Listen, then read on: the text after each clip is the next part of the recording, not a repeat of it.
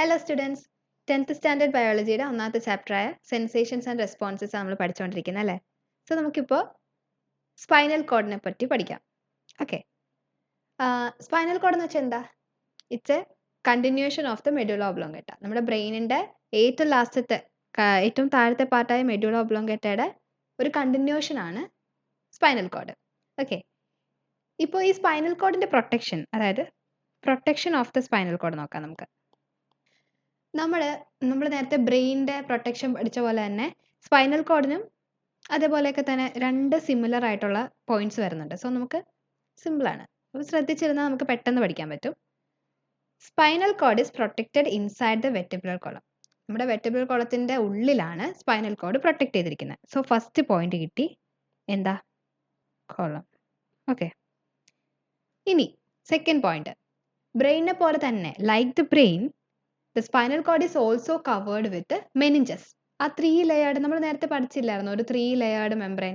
അതേ മെംബ്രെയിൻ കൊണ്ട് നമ്മുടെ സ്പൈനൽ കോഡും കവേർഡ് ആണ്. സോ സെക്കൻഡ് പോയിന്റ് എന്താ? മെനിഞ്ചസ്. ഓക്കെ, ഇനി അതേപോലെ തന്നെ ഇപ്പം നോക്കിക്കേ, ഈ സ്പൈനൽ കോഡിൻ്റെ സെൻറ്ററിൽ കാണുന്ന ഈ ഒരു സ്പോട്ടിനെയാണ് നമ്മൾ സെൻട്രൽ കനാൽ എന്ന് പറയുന്നത്. കണ്ടോ? ഈ സെൻട്രൽ കനാലിൻ്റെ ഉള്ളിൽ സെറിബ്രോ സ്പൈനൽ ഫ്ലൂയിഡ് ഫില്ല് ചെയ്തിട്ടുണ്ട്. സോ ബ്രെയിനിൽ അതുണ്ട്. അപ്പോൾ അതേപോലെ തന്നെ മൂന്നാമത്തെ പോയിന്റ് കിട്ടി, സെറിബ്രോ സ്പൈനൽ ഫ്ലൂയിഡ്. ഓക്കെ, ഇനി ഇതിന് വേണ്ടേ white matter is outside and grey matter is inside. അപ്പോൾ സ്പൈനൽ കോഡിന് പ്രൊട്ടക്ഷൻ ചോദിച്ചാൽ എന്തൊക്കെയാണ് പറയണ്ടേ? Spinal cord is protected inside the vertebral column, first point. അതേപോലെ തന്നെ it is covered by 3 layered membrane. ഏതാ? മെനിഞ്ചസ് കൊണ്ട് കവർ ചെയ്തിരിക്കുന്നു. അതേപോലെ തന്നെ സെൻട്രൽ കനാലിൻ്റെ ഉള്ളിൽ ഏതാ ഫില്ല് ചെയ്തിരിക്കുന്നത്? സെറിബ്രോ സ്പൈനൽ ഫ്ലൂയിഡ് ഫില്ല് ചെയ്തിട്ടുണ്ട്. അതേപോലെ തന്നെ grey matter is scene inside and white matter is scene outside. Okay, ഇനി നമുക്ക് സ്പൈനൽ കോഡിൻ്റെ ഡീറ്റെയിൽഡ് ആയിട്ടുള്ള ഡയഗ്രാം നോക്കാം. ഇതാണ് ഡോർസൽ റൂട്ട്. ഓക്കെ, നമ്മൾ സ്പൈനൽ നെർവ്സ് എത്ര ഉണ്ടെന്നായിരുന്നു പഠിച്ച കഴിഞ്ഞ ക്ലാസ്സിൽ? 31 പെയേഴ്സ് ഉണ്ടെന്ന് പഠിച്ചല്ലേ. സോ ഈ സ്പൈനൽ നെർവ്സ് എങ്ങനെയാണ് ഉണ്ടാവുക? ഒരു ഡോർസൽ റൂട്ടും ഈ കാണുന്ന ഈ ഒരു ഡോർസൽ റൂട്ടും ഈ ഒരു വെൻട്രൽ റൂട്ടും ജോയിൻ ചെയ്തുണ്ടാവുന്നതാണ് ഒരു spinal nerve. Okay, spinal nerves ആകെ ടോട്ടൽ എത്ര പെയേഴ്സ് ഉണ്ട്? 31 പെയേഴ്സ് ഉണ്ട്.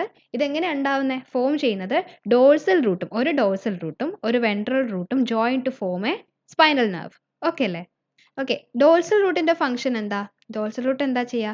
നോക്കേ, സെൻസറി ഇമ്പൾസസിനെ സ്പൈനൽ കോഡിൽ എത്തിക്കുന്നത് ഡോർസൽ റൂട്ടാണ്. അതായത് sensory impulses reaches the spinal cord through dorsal root. Okay അല്ലേ? ഇനിയിപ്പോൾ ഈ വെൻട്രൽ റൂട്ട് എന്താ ചെയ്യുക അപ്പോൾ? അതായത് സ്പൈനൽ കോഡിൽ നിന്നുള്ള ഇമ്പൾസസിനെ പുറത്തു കൊണ്ടുപോവുക. Motor impulses goes out through ventral Roots. Okay അല്ലേ? ഇനി നമുക്ക് സ്പൈനൽ കോഡിൻ്റെ ഫങ്ഷൻസ് നോക്കാം. അതായത് നമ്മുടെ ബോഡിയുടെ ഡിഫറെൻറ്റ് പാർട്സിലുള്ള ഈ ഇമ്പൾസസ് എല്ലാം ട്രാൻസ്മിറ്റ് ചെയ്യുന്നത്, അതായത് ബ്രെയിനിലേക്കും അതേപോലെയുള്ള പാർട്സിലേക്കൊക്കെ ട്രാൻസ്മിറ്റ് ചെയ്യുന്നത് സ്പൈനൽ കോഡ് വഴിയാണ്. ഓക്കെ, അതാണ് ഒരു മെയിൻ ഫങ്ഷൻ. അതുപോലെ തന്നെ it also coordinates the repeated movements during walking, running അല്ലേ? നമ്മൾ നടക്കുമ്പോഴും ഓടുമ്പോഴൊക്കെയുള്ള അതുപോലെയുള്ള റിപ്പീറ്റഡ് മൂവ്മെൻറ്റ്സിനെല്ലാം കോർഡിനേറ്റ് ചെയ്യുന്നത് സ്പൈനൽ കോഡാണ്. ഏതൊക്കെയാണ്? Impulses from the different part of the body are transmitted to and from the brain through spinal cord. ബ്രെയിനിലേക്കും ബ്രെയിനിൽ നിന്നുള്ള ഇമ്പൾസസ് എല്ലാം ട്രാൻസ്മിറ്റ് ചെയ്യുന്നത് സ്പൈനൽ കോഡിൽ കൂടെയാണ്. അതുപോലെ തന്നെ റിപ്പീറ്റഡ് മൂവ്മെൻറ്റ്സ്, നമ്മൾ നടക്കുമ്പോഴും ഓടുമ്പോഴും ഒക്കെ പോലെയുള്ള റിപ്പീറ്റഡ് മൂവ്മെൻറ്റ്സ് എല്ലാം തന്നെ കോർഡിനേറ്റ് ചെയ്യുന്നത് സ്പൈനൽ കോഡാണ്. ഓക്കെ, അപ്പോൾ സ്പൈനൽ കോഡിൻ്റെ ഫങ്ഷൻസും കിട്ടി. ഓക്കെ, ഇനി നമുക്ക് റിഫ്ലെക്സ് ആക്ഷൻ എന്താണെന്ന് നോക്കാം. എന്താ റിഫ്ലെക്സ് ആക്ഷൻ?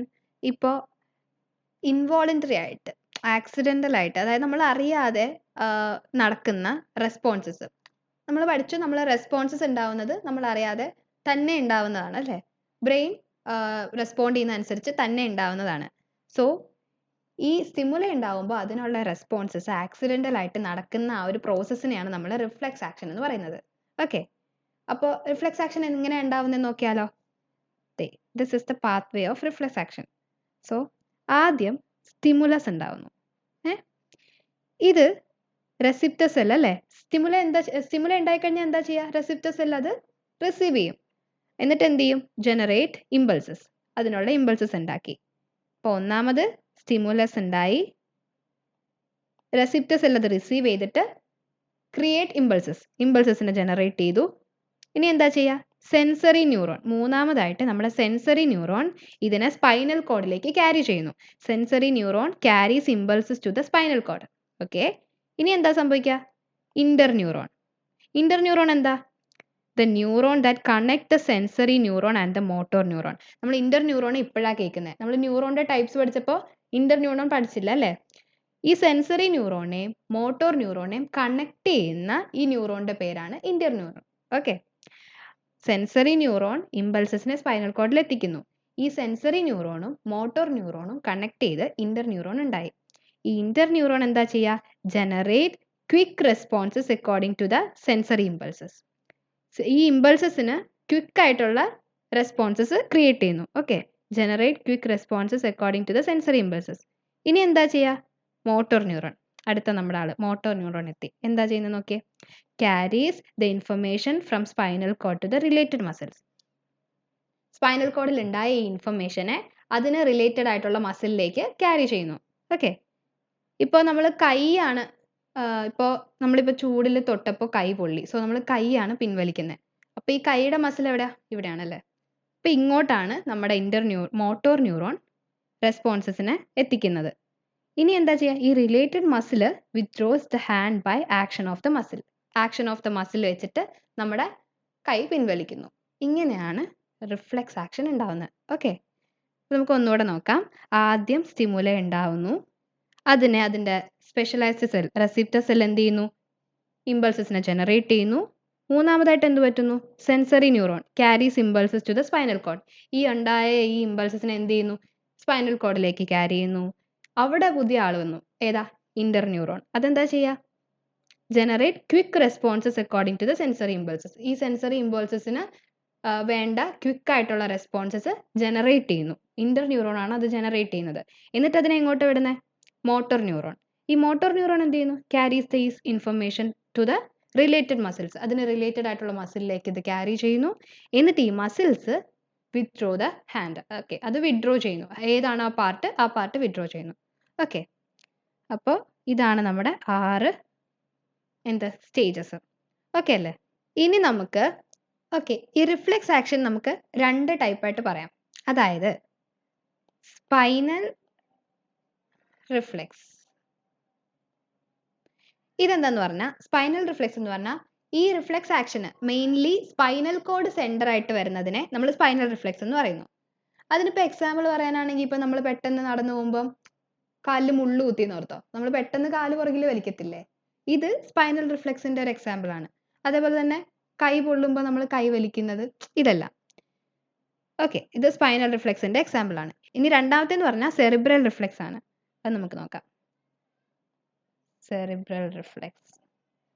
ഓക്കെ, ഇതിന് നമ്മൾ നേരത്തെ പറഞ്ഞ പോലെ തന്നെ സെറിബ്രം, നമ്മുടെ ബ്രെയിൻ സെന്റർ ആയിട്ട് വരുന്ന റിഫ്ലെക്സ് ആക്ഷനെയാണ് സെറിബ്രൽ റിഫ്ലെക്സ് എന്ന് പറയുന്നത്.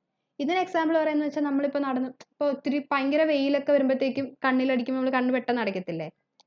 ഇതൊക്കെയാണ് നമ്മുടെ സെറിബ്രൽ റിഫ്ലെക്സിന്റെ എക്സാമ്പിൾ എന്ന് പറയുന്നത്. ഓക്കെ, അപ്പോൾ നമ്മൾ പഠിച്ചു റിഫ്ലെക്സ് ആക്ഷന്റെ പാത്വേ പഠിച്ചു. 2 ടൈപ്പ് ഓഫ് റിഫ്ലെക്സ് ഉണ്ട്. അതേതാ? സ്പൈനൽ റിഫ്ലെക്സും സെറിബ്രൽ റിഫ്ലെക്സും. ഓക്കെ, അപ്പോൾ നമ്മൾ ഇന്ന് എന്തൊക്കെയാ പഠിച്ചേ നോക്കിയാലോ? സ്പൈനൽ കോഡ് അല്ലേ ആദ്യം പറഞ്ഞേ. സ്പൈനൽ കോഡ് എന്താ? നമ്മൾ പറഞ്ഞു it's a continuation of medulla oblongata. ഇനി അതെങ്ങനെയാ പ്രൊട്ടക്ഷൻ? അതിന്റെ പ്രൊട്ടക്ഷൻ നമ്മൾ എങ്ങനെയാ പറഞ്ഞേ? Protection, okay, protected inside the vertebral column അല്ലേ? Protected, spinal cord is protected inside the column. Okay, ഇനി ലൈക്ക് ദ ബ്രെയിൻ പോലെ തന്നെ സ്പൈനൽ കോഡ് എന്ത് ചെയ്തിട്ടുണ്ട്? Covered by meninges. മെനിഞ്ചസ് എന്ന് പറയുന്ന ലെയർ 3 ലെയർ വെച്ചിട്ട് കവർ ചെയ്തിട്ടുണ്ട്.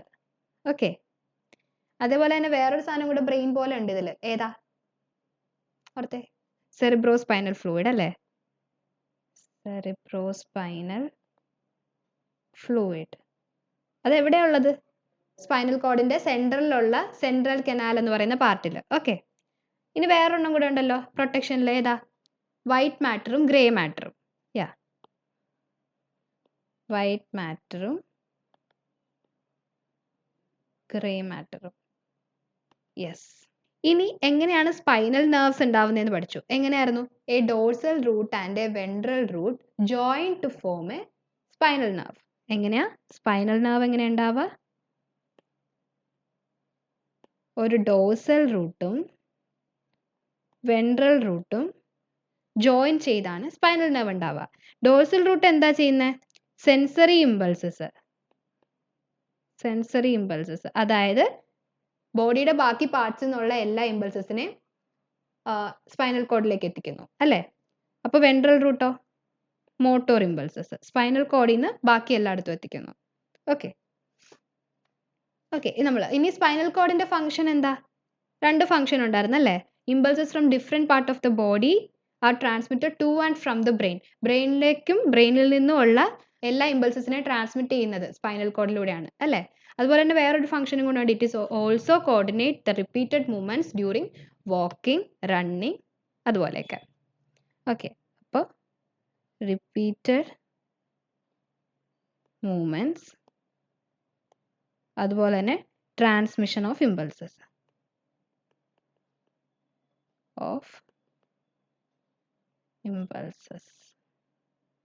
ഓക്കെ.